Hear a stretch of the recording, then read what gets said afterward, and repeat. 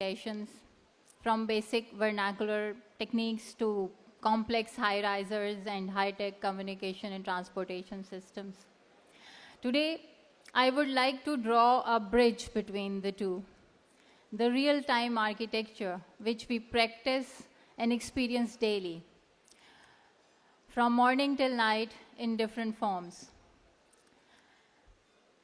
We will explore the philosophy behind the space experience and link of past to future through present.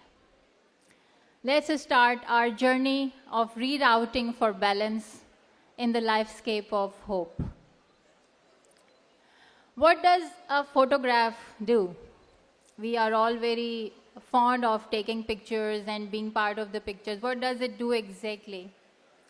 It freezes and thus memorializes an occurrence, holding within it an essence that may or may not be replicated. Architecture is just the same. To thrive, it needs to capture the spirit of its time with a narrative, echoes of the past, and a legacy for the future. It is not an expression created by joining of walls, but rather an expression of hope, resilience, aspirations, expectations, emotions, experiences, connections, communications, textures, psychology, life cycle, patterns, breathing and thriving spaces. It is me, it is you, it is us. It is a lifescape. What place does architecture has in the architectural landscape?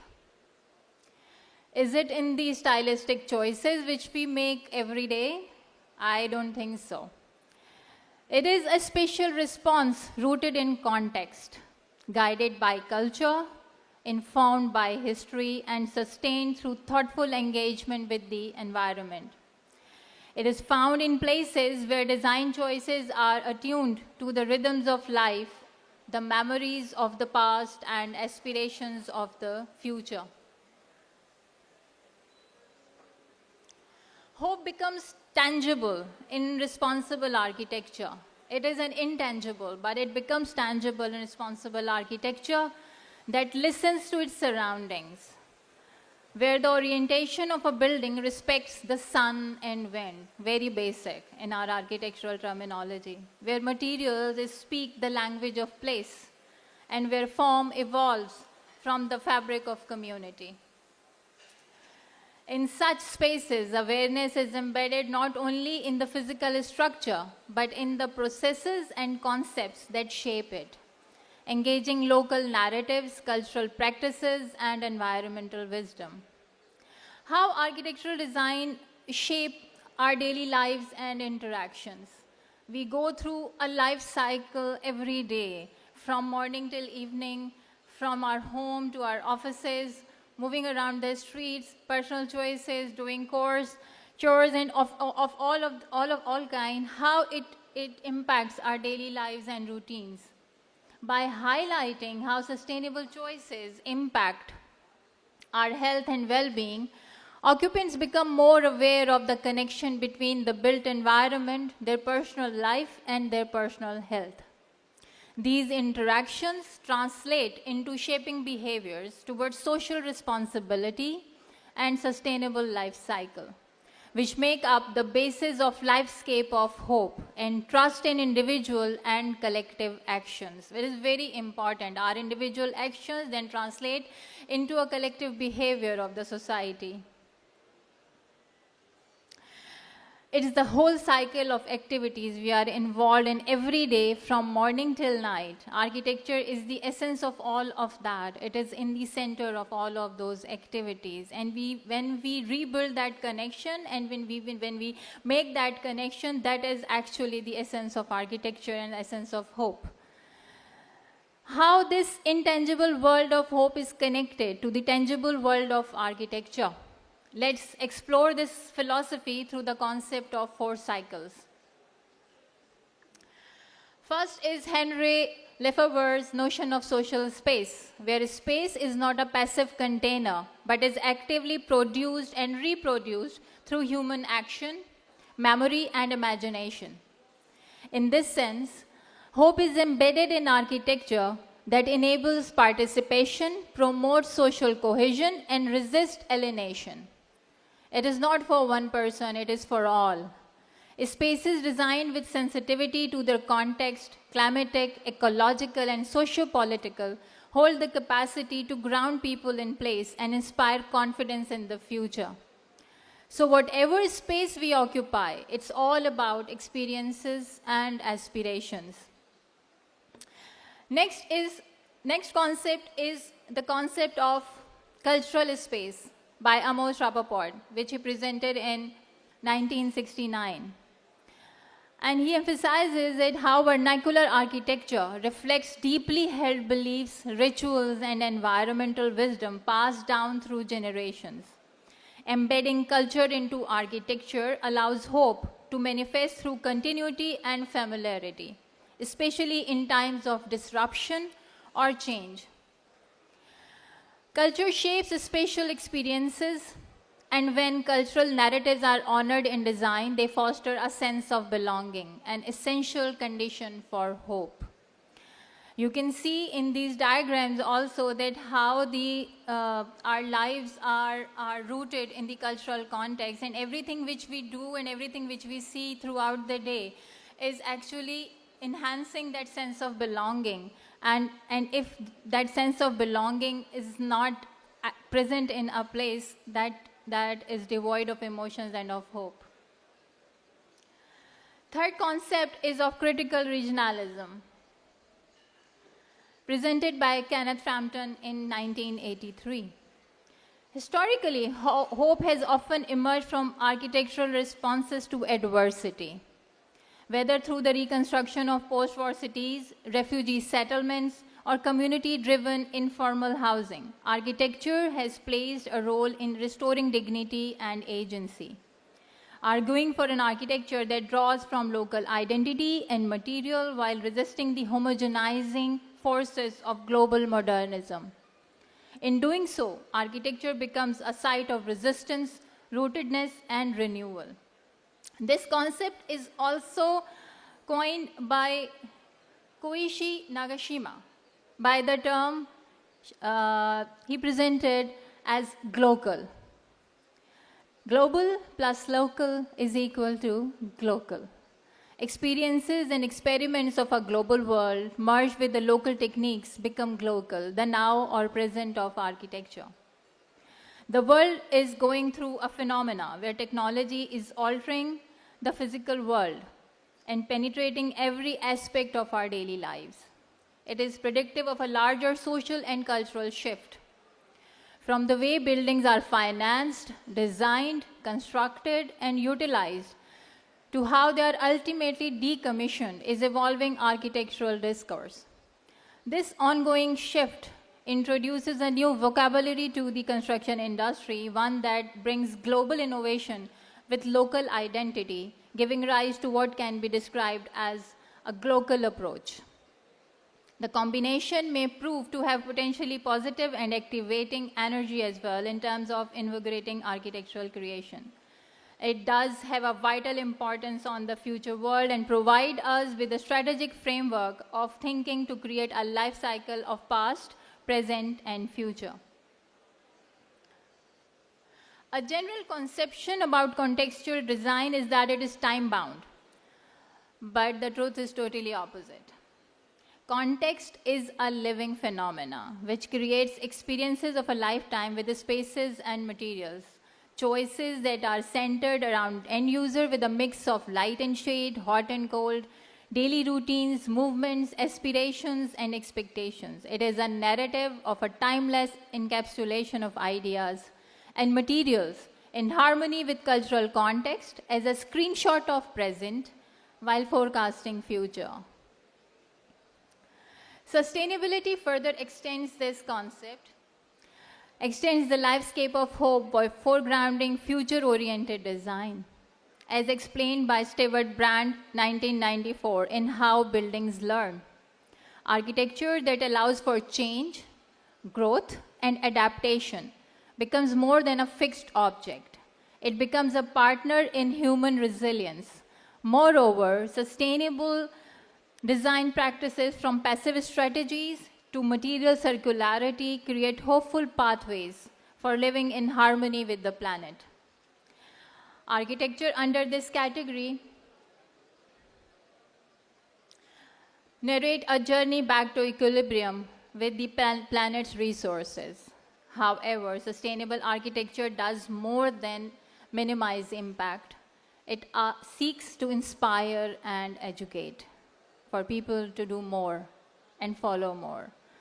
The materials and forms used in such designs convey a message of respect, creativity, and responsibility towards nature, fellow humans, environment, and aesthetic appeal. These are very basics, but we need to be reminded of all of these things time and again to keep us rooted to the ground. A reflection of who we are, what we have achieved, and how we function as a collective, not as an individual. Architecture gains meaning when it acts like a bridge, individual to collective, past to future, and physical to emotional. When buildings offer comfort without excess, dignity without grandeur, and connection without enclosure, they allow for moments of quiet resilience. These moments, whether found in a courtyard's shade, a public bench with a view, or the simplicity of cross-ventilation, form the lifescape of hope. It captures the era, history, present, and future, like a picture captures a moment. This is the notion which was presented by Alain de Botton in his book, Architecture of Hope. Built, unbuilt, and buildings just like friends can serve as guardians of our identity. Let's relate this philosophy to the physical forms and experiences which we follow and which we happen to be around in our everyday life. In my own architectural practice, this lifescape of hope is not a distant ideal, but a guiding principle, especially in projects situated in socially, culturally, and environmentally sensitive contexts. These projects begin with the understanding that architecture must respond to more than just programmatic needs. It must resonate with the lived realities of its users, the spirit of its place, and the trajectories of its time. We somehow don't wait for a project or a client to tell us to help him in sustainability. All our projects are practicing sustainability and hope. It is a rule of design for every assignment, big or small, in silent ways without pinching a hole in project's pocket, making the user experience unique in social, cultural, environmental, regional context. So, we saw in an earlier slide the flower of hope, and one of its petals is visioning. This is a project which we did in Islamabad for a public sector building, Overseas Employment Corporation, and it was completed with the public-private partnership of OEC and IHV. So it has two names, OEC and Hive Tower. And it is also known as that building which has a vertical garden at the face. Natural light, spatial flow, energy conservation, biophilia, textures, and accessibility. These are the players of a context that has the power to sustain the change. It is not important to act when something is changing. It is very important to produce something which has the power to sustain the change, which can change and which can adapt. This building has all the elements of age-old established techniques of projections and shading methods with technological interventions to control the energy and operations bill and maximize the user experience.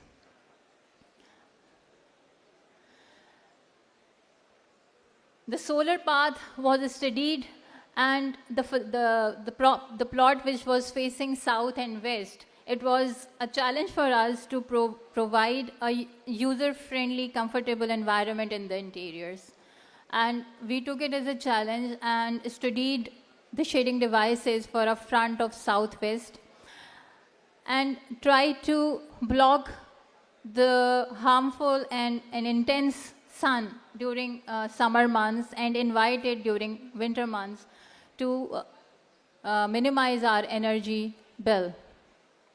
The glazing and wall combination was used to bring in views and light, yet to block the solar rays from entering the interior space directly. And the projections at every floor are giving shade to the glass while providing views. These projections, there are slit windows at 3 feet height, very strategically placed, so that everyone who is sitting in the hall and on their desk, whenever they lift their head, they can have a view of the outside environment. And definitely the vertical garden, Pakistan's very first 80 feet high vertical garden, which gave us nightmares to install because there was no technology at that time in Pakistan in 2010 when this was envisioned. Nobody knew how to install it. So we had to make all the templates and all the exercises and experiments to produce these pots for these and the plants which can sustain these kinds of harvesting. This is the BMS controlled vertical garden, which is controlled, which is vegetated, which is watered through drip irrigation system, and it is Pakistan's very first. And there are 2 in this building. And this helps in minimizing carbon footprint and giving a piece of land at every floor. As you can see that these windows, through these windows, every floor till the 10th floor and 9th floor, everyone can have a piece of land whenever a piece of green whenever they look outside. And this building is actually promoting the hope in the user and the passerby that such interventions have started taking place in the footprint of Pakistani architecture, giving the whole community a sense of pride. Students come to me and they say, ma'am, we are so happy that such kind of architecture we can see in Pakistan, and you have instilled a hope in us that we can do the same in our projects. Now you can see from this that every window, from everywhere, you can have a nice view of the vertical garden. And these floating and moving projections are actually giving a very, very flexible and floating feeling to the whole facade. And they move from front to the back and they wrap the whole building around.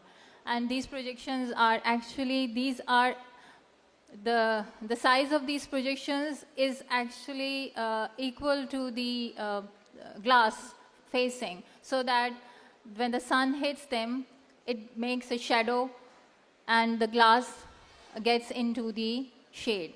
And it has helped in minimizing the energy requirement of this building. In this belt on the southwest, in Mauve area in Islamabad, the cooling load of such type of buildings is almost 600 to 800 tons, while this building has a cooling load of only 360 tons. Because of the double low E glass and these projections and the biophilia, this building has a very low energy requirement. And also, this is just not all. You can see this is the 3rd floor, this is the 3rd floor, this is the 9th floor, and this is the 7th floor. The environment which this building has created, which the facade has created, both interior and exterior, they communicate with each other. And this is a Gold LEED certified building, and it is not just that the facade is designed in such a way that it is like, helping in reducing the bill. The whole building, this is a smart building. The first smart building in Pakistan, and it is equipped with collaborative IoT solutions, visitor management and security systems, parking control system, destination control lifts, rainwater reuse, sensor-based taps to minimize water usage, definitely drip irrigation system, HVAC with fire and smoke management system. There is a system, this building is equipped with a smoke management system so that if there, in case of fire, the smoke will automatically be, extracted through pressurized shafts, so that the users can very easily evacuate from the building. Complete light management solutions for energy saving and architectural lighting appliances, especially designed facade lighting. So this is not just a building with a vertical garden or projections. This is a complete system and a complete solution in itself. This is another project which I want to present here because of the uniqueness of its site. This is I have named as a second petal of hope, the flower of hope, goal setting and planning, and sustainable storytelling. This we did for Pakistan State Oil. They wanted to actually have the retail of the petrol and their office block at the back of this plot. So as you can see that the road is here, and there's this narrow front, and through it we had to go to the petrol station, the service station, and the building also. It was a challenge for us how to make this happen and how to keep the identity of every use intact, because office has a different kind of a circulation and pattern, and the petrol station has a totally different kind of circulation pattern. So what we did was we tried to design the whole complex as one big experience, starting from filling station and back to the service stations and then to the building. It is a small building with a very small footprint of almost like 40,000 square feet, but I'm presenting it here just because of the challenges which it gave us, and also another challenge, the residential community which was abutting this property right on the boundary wall. These are all residences, so we had to keep the individuality and identity of every one intact in this design. So the apartment users and the residence users would not have felt that there is an alien thing coming and placed in the vicinity of their जब वो खिड़की खोलें तो उन्हें एक building नज़र आए या पेट्रोल स्टेशन नज़र आए. और इसमें बहुत सारे दरख्त थे, इस साइड पर बहुत सारे दरख्त थे, and all of these trees have been saved. Not even one tree has been cut, and all of these trees have been saved. And there was an orchard also, and which we utilized for our benefit, and this was on the north side. So what we did was we opened big front windows on that side so that orchard can be seen through the indoors. You see the design of the canopies and the roofs, and through these windows, slits, and the planes, the whole experience is looking like a one big complex. The tilted canopy and roof, those subtle gestures created a cohesive identity, inviting connection and coherence through form. So these are little gestures of hope which can be created in the architecture of daily routine practices to actually communicate with the user, to communicate with the community.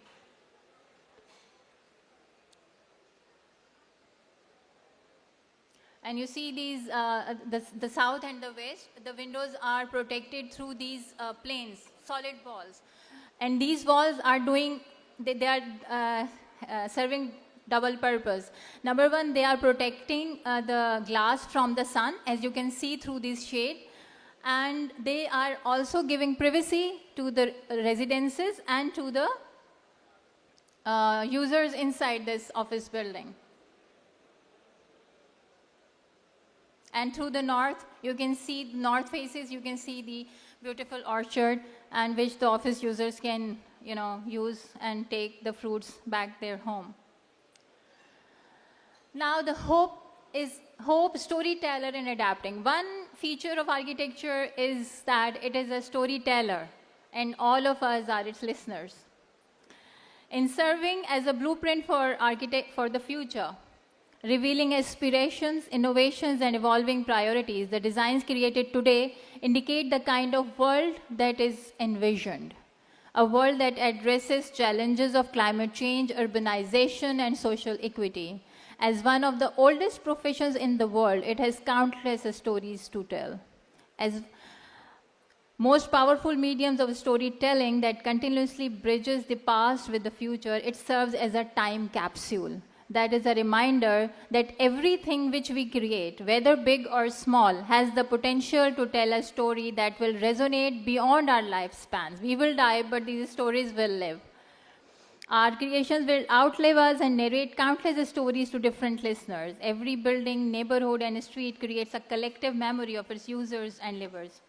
And it is our privilege to be able to contribute to this living history and our duty to preserve it for future generations. Since architecture is more than just the built environment around us, it symbolizes the socio-cultural and economic standing of the users and the world around them. A classic study of adaptive reuse, recycle, alternate materials construction, and shared buildings. This is an 1870 warehouse in the old airport of Lahore, which was restored, retrofitted, renovated, and reused as a corporate office building with a 120 feet by 200 feet of column-free space, which gave a flexibility of a space design like none other.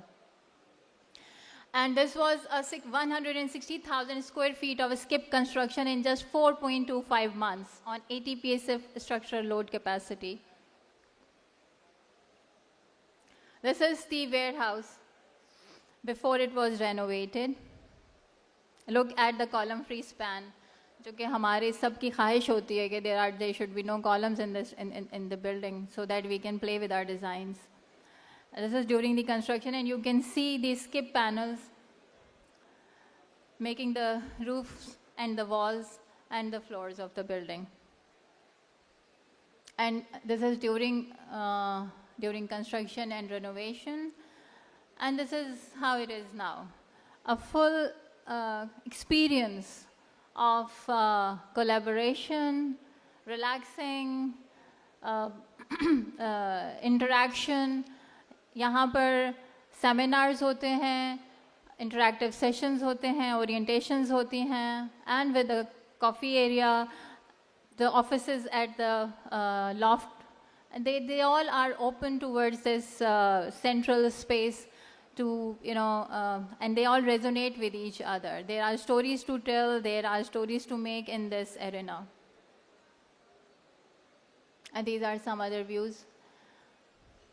Now, Hope is implementing also. And how does it implement?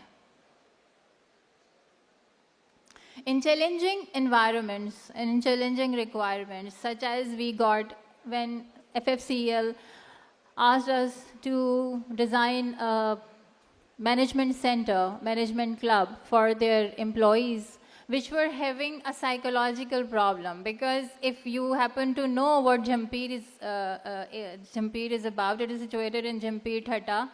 It is an arid area. It is a totally hot and windy area. That is why the requirement for wind power generation.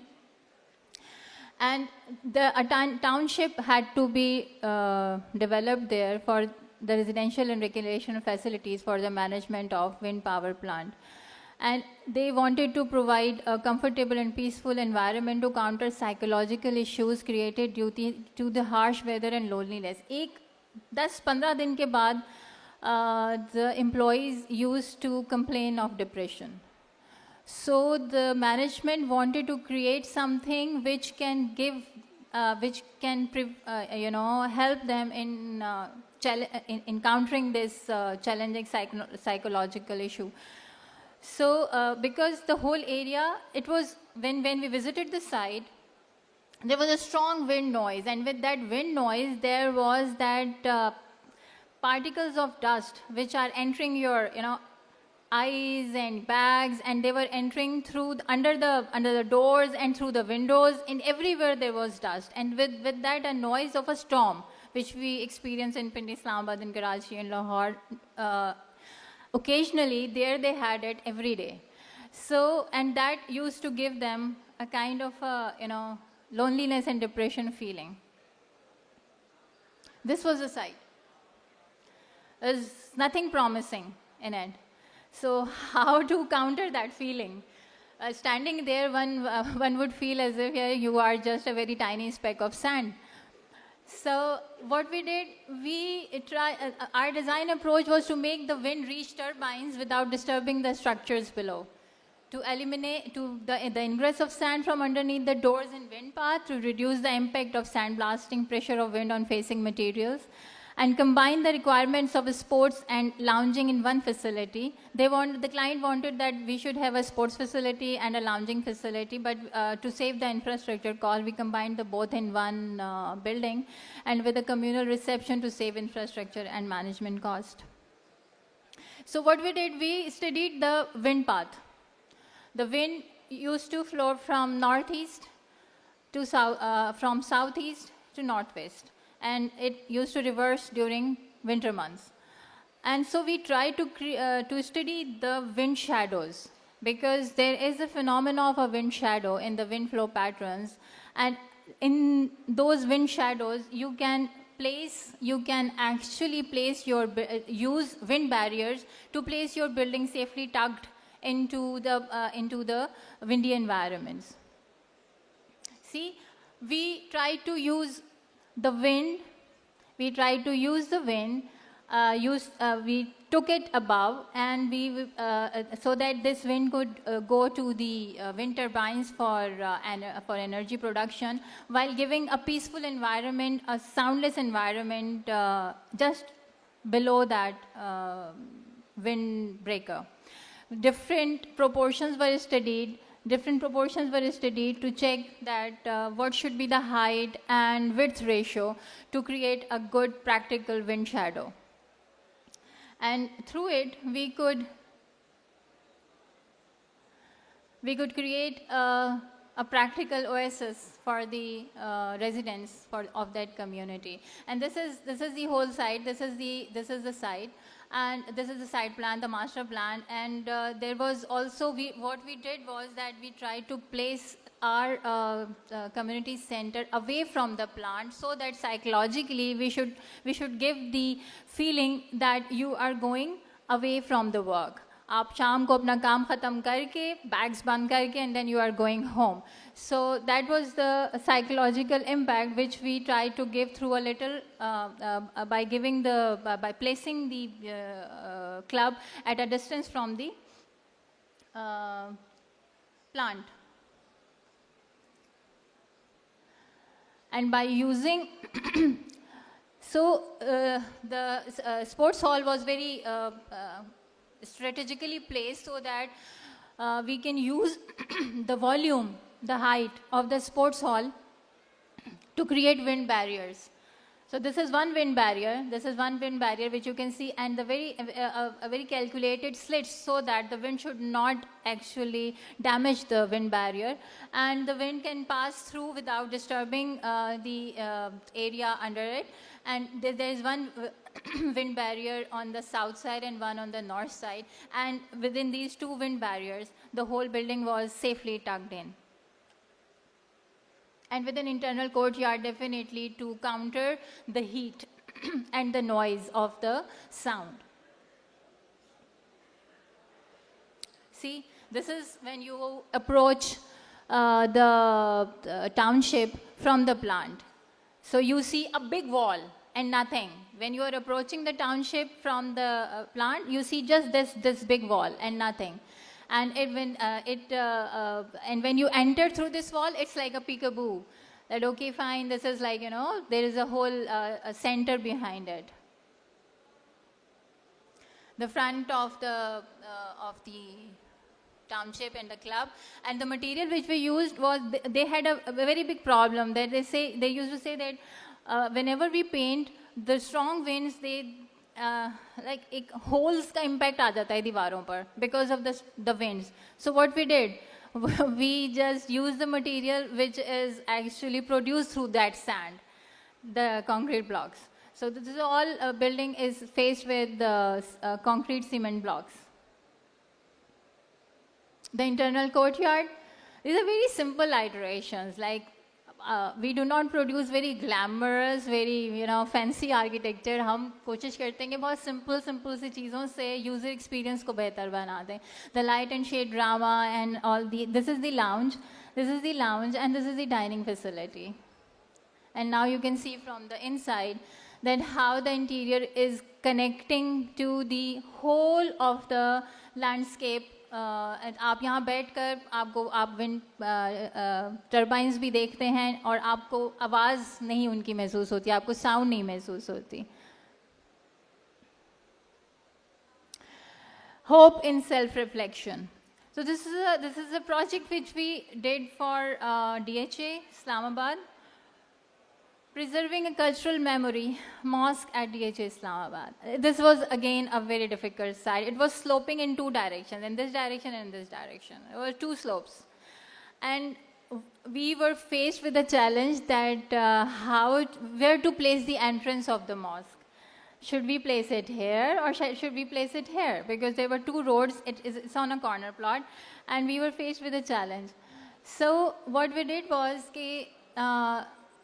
we designed this mosque in a way that it is rising from the ground, just like the human being, the elevations, the levels of spiritual elevation, which you feel when you go to the mosque.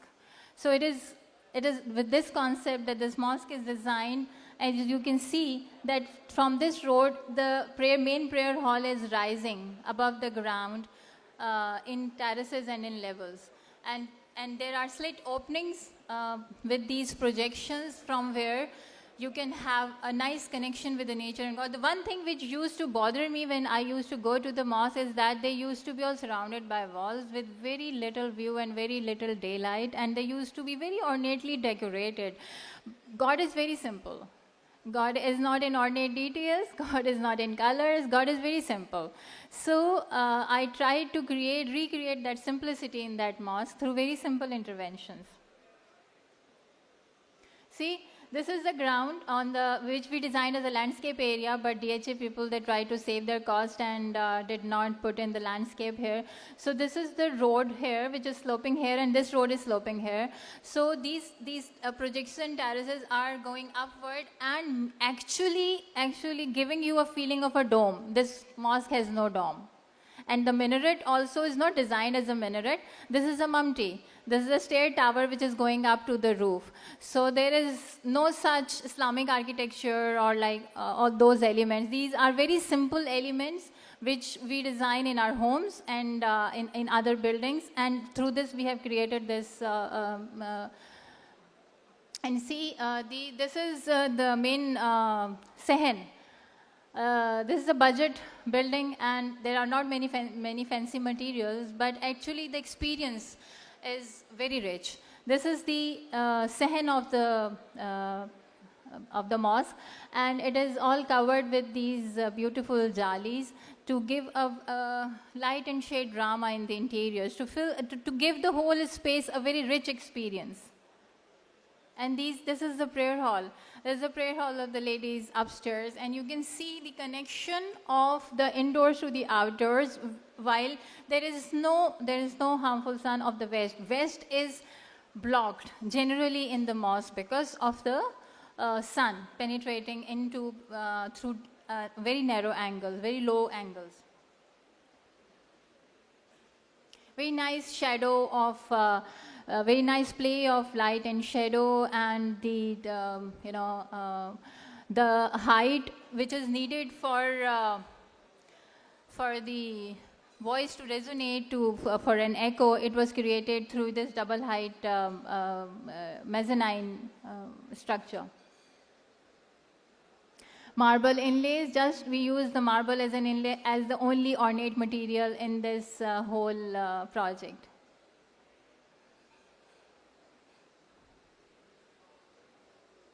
And this is the mosque glowing at night, looking like a jewel in the whole landscape. Plains, sculpture, and calligraphic. So help in self-clarity. This is the office, the RAS had to shift its office from the harbor front to the next step in the main city. And our main challenge was to give its users the same kind of feeling which they were experiencing in the harbor front. So, and they wanted town halls, orientation areas, meeting rooms, and all of that paraphernalia which is actually needed in a workspace. So what we did, we developed a concept of moods, which we experience in our daily interactions in a workspace. So this is the moods: professional, expressive, collaborative, relaxing, learning, and innovation. But luckily, we got this big skylight atrium area, and we used it to our benefit. And we placed our, collaboration, meeting areas, and reception in a way that it is actually a central area, a very well-lit, a very bright, and a peaceful area where the staffs feel rejoiced.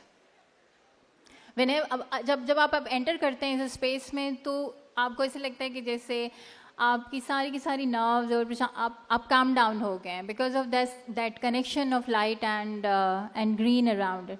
These are the meeting rooms. These are the small meeting rooms for the visitors and the staff collaboration area, and here there are the workstations. And this is the reception, and the reception was crafted out from the concept of the box.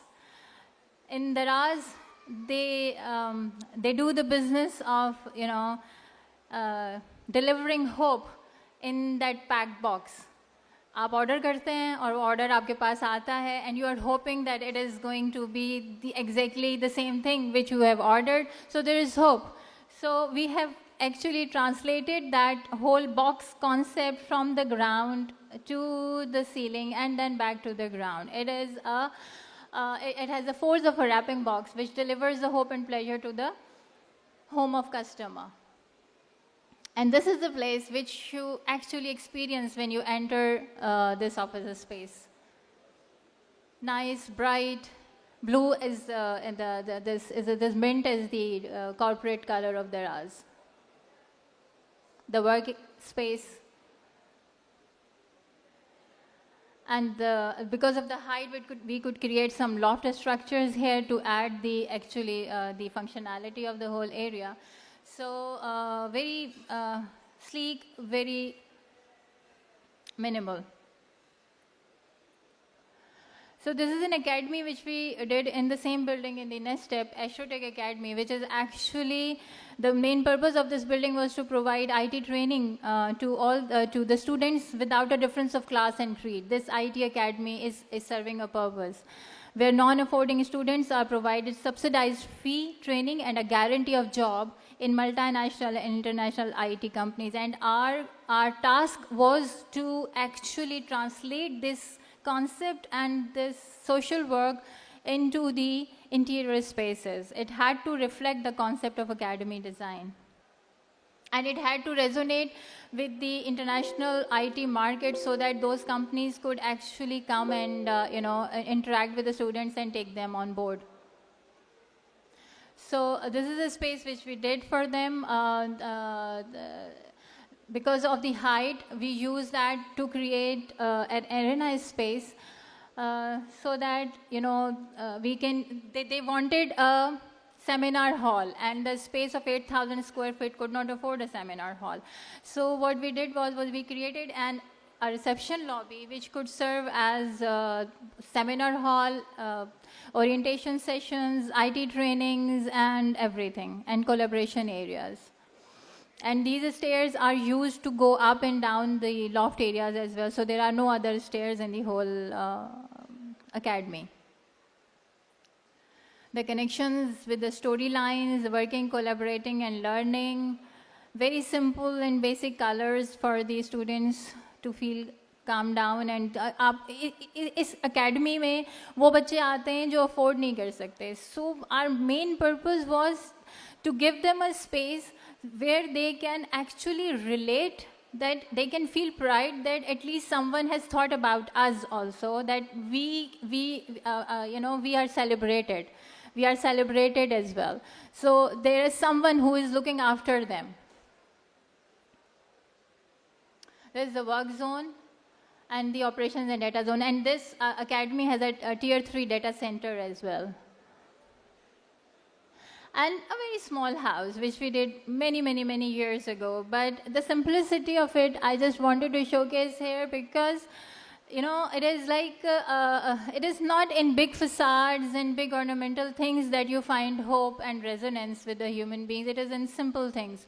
And you see, this is only a 40-feet facade, and this was west faced, and in that facing we could not open up many windows. So what we did, you can see, this is the time of the evening when we took this picture, and you can see how this window projection is just protecting this window from the harmful sun. Here it is opening up the whole perspective of the view, and the house is breathing with the user. A dealership which we did for the Suzuki, and our challenge was, and I told them that I will make the cars and the office users sit in the same environment, and where cars and humans are growing together. It is a very small. It's a these are the sales desks. And the cars, and the purposeful design lights and the experience. It is all about experience. It is not about. It is not about the It is not about what you end up with. It is about the experience. And the school in Gilgit, which we did for Rupani Academy, this is a school we developed with the students and the teachers, their requirements, and the students are so happy that they ask their parents that we want to go to that school. This is a thematic school. Every floor has a theme which was developed for while working with the students.